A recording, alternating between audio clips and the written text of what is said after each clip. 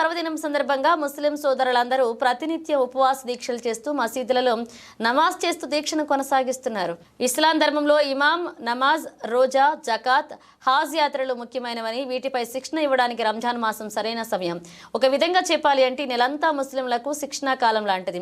ఖురాన్ గ్రంథం ప్రబోధించే సమానత్వం ముస్లింలు పాటిస్తారు. నమాజ్లో పఠించే ఖురాన్ సూక్తులు దైవ ఆదేశాలకు అనుగుణమైన జీవితం గడిపేందుకు ఎలాగైతే ఉపకరిస్తాయో, రంజాన్ ఉపవాసాలు సైతం మనిషిలో నిగ్రహం, సహనం, ధైర్యం, దైవభీతి, దాతృత్వం పెంపొందిస్తాయి. అందుకే ఈ నెలంతా ఉపవాసాలు పాటించాలని, విస్తృతంగా దాన ధర్మాలు చేయాలని, తారావీ నమాజ్ పాటించాలని సృష్టికర్త ముస్లింలను ఆదేశించినట్లుగా పవిత్ర గ్రంథం ఖురాన్ పేర్కొంది.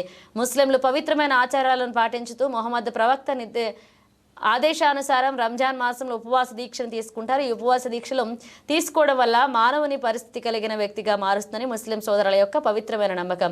ప్రతినిత్యం ముస్లిం సోదరుల మసీదులకు వెళ్లి నమాజ్ చేయడంతో పాటు రాత్రి వేళల్లో ఇఫ్తార్ విందు స్వీకరిస్తారు. రంజాన్ మాసం సందర్భంగా జమ్మికుంట మండలంలోని బీజిగిరి షరీఫ్ గ్రామంలో కాలదర్గాలో ప్రత్యేకమైన ఏర్పాట్లు చేయడంతో పాటుగా సందడి వాతావరణం నెలకొంది.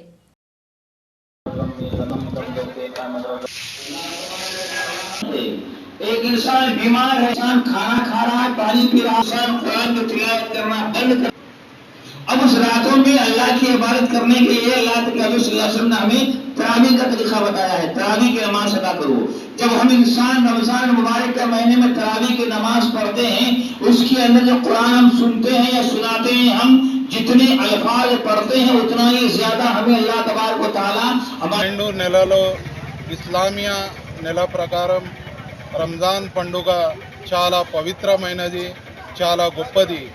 రంజాన్ నెలలో ముస్లింలు ఉపవాసాలు, కఠోరమైన దీక్షలు చేస్తారు మరియు పేదవారికి దానాలు, ధర్మాలు, ఫిత్రాలు అందజేస్తారు.